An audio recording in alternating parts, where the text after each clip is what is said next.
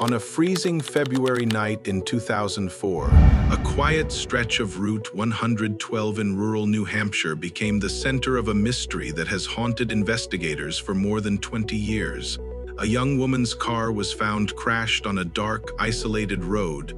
The engine was still warm, the airbags were deployed, but the driver had vanished.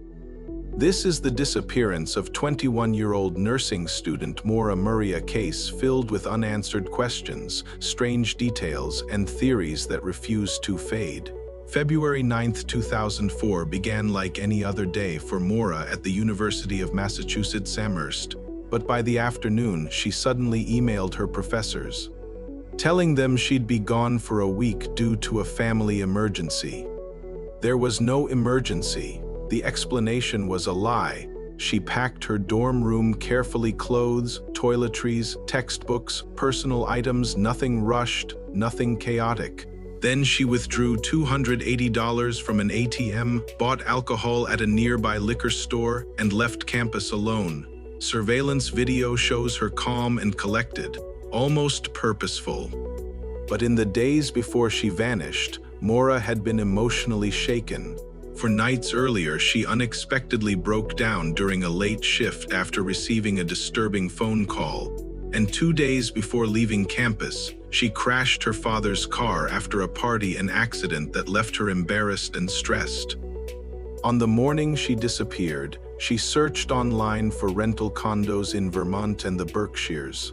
To some, it looked like she was planning an escape. To others, it was a sign she simply needed space.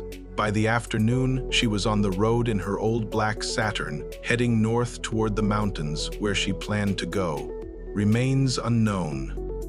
At 7:27 p.m., several residents along rural Route 112 heard a loud thud. When they looked outside, they saw Maura's Saturn facing the wrong direction on a sharp bend in the road.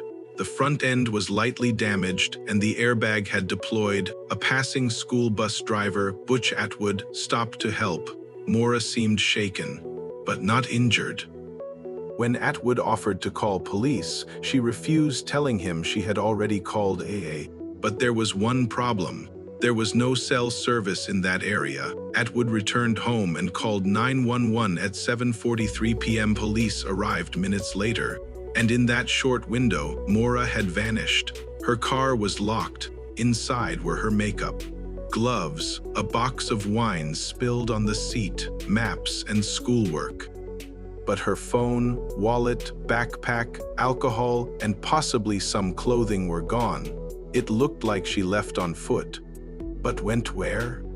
Search dogs later tracked her scent heading east for about 100 to 200 yards before it abruptly disappeared. No footprints, no struggle, no blood, just gone. The sudden end of her scent trail suggested one chilling possibility. She may have gotten into another vehicle. Within hours, police, neighbors, and later volunteer teams scoured the dark, snowy woods around Route 112. Temperatures were dropping fast. If Maura had wandered into the forest, she would have faced brutal conditions. But searchers found nothing. No footprints, no clothing, no signs of movement beyond the crash site. Her phone was never used again. Her bank accounts were never touched. Her belongings at UMass remained untouched as well. In the days that followed, helicopters, scent dogs, and ground teams covered miles of rugged terrain. But for all the resources poured into the search, there was one overwhelming outcome. Not a single piece of physical evidence was found. The crash site became a starting point and a dead end. With so little evidence, theories began to form, and over time, they became some of the most debated in modern true crime. Some believe Maura walked away and succumbed to the elements, but the massive search efforts found no trace, no clothing, remains, or items. Others suggest she left willingly to start a new life, pointing to her emotional stress and the lie about a family emergency. But her accounts were never touched again. Another theory is that she accepted a ride from a stranger. The sudden end of her scent trail supports the idea she entered another vehicle, But who picked her up? And was it someone helpful or someone dangerous? Some speculate that she was picked up by someone she knew. Maybe she arranged to meet someone, or maybe a familiar face happened to drive by, but no confirmed connections have ever been proven. And then there is the possibility of a crime of opportunity, a lone driver passing through that remote road who saw a vulnerable young woman after a crash. This theory remains widely discussed, but again, there is no physical evidence. As of 2025, the disappearance of Maura Murray remains one of the most baffling missing person cases in America.